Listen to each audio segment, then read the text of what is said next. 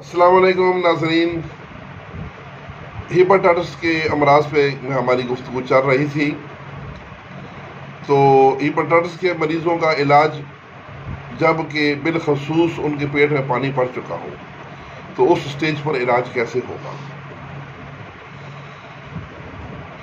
गूदा अमलतास 50 ग्राम, बरगे सना मक्की डंडियाँ दूर करदा, सिर्फ बर्ग लेने हैं 50 ग्राम, गुलाब की पत्तियाँ डंडी दूर करदा 50 ग्राम, सौंफ 50 ग्राम, इलायची खुर्द छोटी इलायची सब्ज़ 5 ग्राम।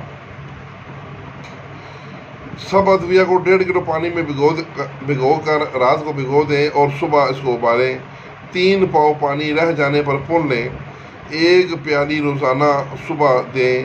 अगर ज़रूरत पेश आए तो 2 प्यालियाँ भी इकट्ठी दी जा सकती हैं।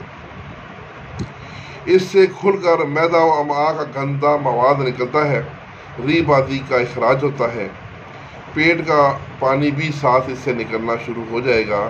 बाज़ मरीज़ों की पसलियाँ दर्द कर रही होती हैं, जिगर में फासद मवाद रुके होने की वजह से, गुर्दों में तुरशी जमा हो गई हो, अंदरूनी सोजिश को ये दवा दूर करती है।